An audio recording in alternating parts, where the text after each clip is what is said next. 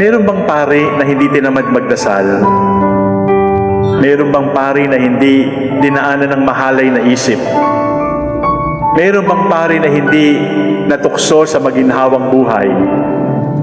Meron bang paring tuwing mag-homily ay nakahanda? Meron bang paring hindi nagagalit kahit kailan? Meron bang paring palagi na lamang nakangiti? Meron bang paring palaging masunurin sa obispo? Meron bang paring hindi nagdududa sa kanyang bokasyon? Ang sagot pa rin po ay wala. Ang tawag po sa amin, kapos. Kapos palad ang bawat pari. Yun ang totoo.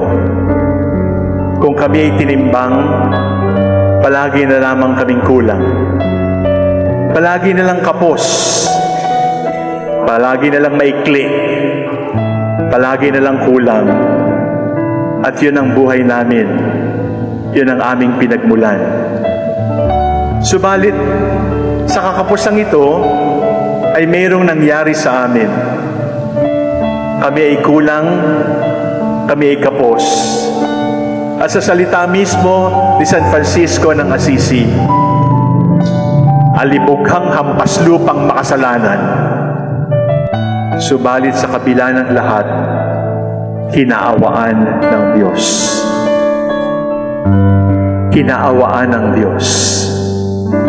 Tiningnan, nakitang kapos. Sinukat, nakitang kulang.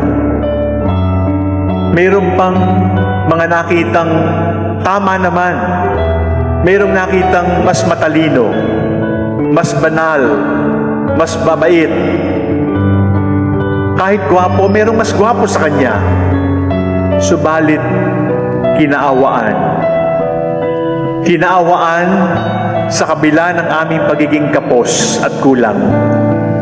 Kinaawaan ng Diyos. At sa awa ng Diyos, siya ay naging pari, hindi paring pansamantala, kundi pari magpakailanman, hanggang sa pagbabalik ng ating Panginoon sa wakas ng panahon. Hindi pansamantala, hindi 3 taon, hindi 50 taon, hindi 100 taon, kundi magpakailanman. At bakit? Dahil sa awa ng Diyos. Kinaawaan ng Diyos kahit kapos. Kinaawaan ng Diyos kahit tamad. Kinaawaan ng Diyos kahit mahalay. Kinaawaan ng Diyos kahit marumi ang isip. Kinaawaan ng Diyos. Iyon ang kwento ng bawat pari. At walang paring pwedeng humarap sa altar na pwedeng sabihin, karapat-dapat ako.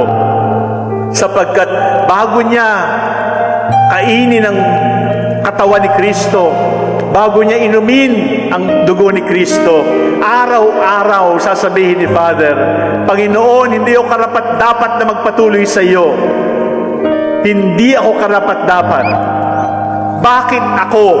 At habang panahon, magtatanong ang pari, bakit ako? At habang panahon, ang bakit ako ay mananatiling walang sagot. Sapagat ang awa ng Diyos ay misteryo para sa atin.